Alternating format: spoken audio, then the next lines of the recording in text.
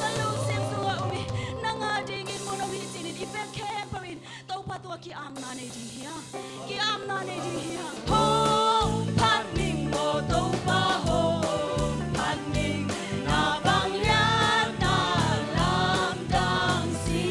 hallelujah tu kin sai ve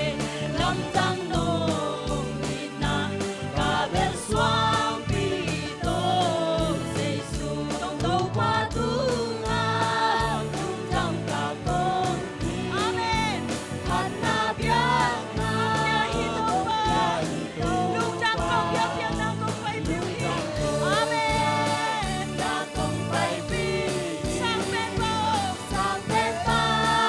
ka lung dang hi tau pa hong e pi na ka pa ni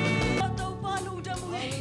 oh akon kong in ka ji di wi sia tau de long dia ni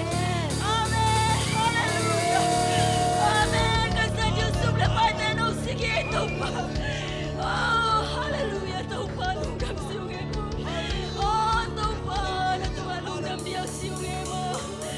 oh hallelujah oh hallelujah tu ni nei ten tau pa nong pia ka khon khong wi sia tau te a khon khong ma nong dik sak dai tau pa tu ka lung dang kau dia hallelujah amen hallelujah ilung dam kau na astep hadia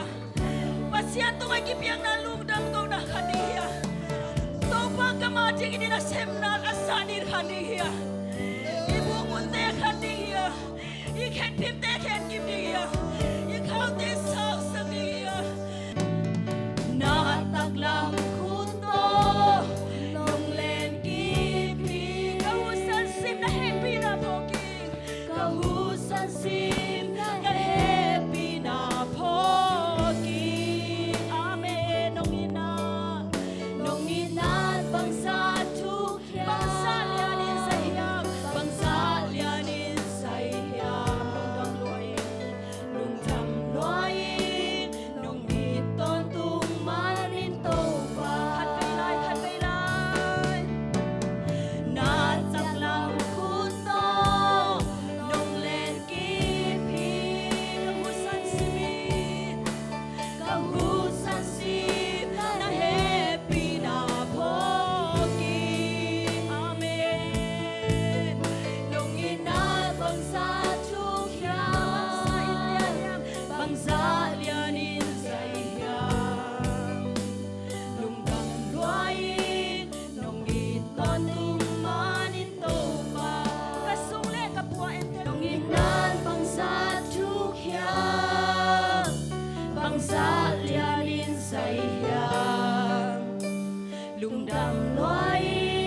nong ni ton tung manin to pa khat ve lai nong inan bang sa thu hiam nong inan bang sa thu hiam bang sa lianin sai hiam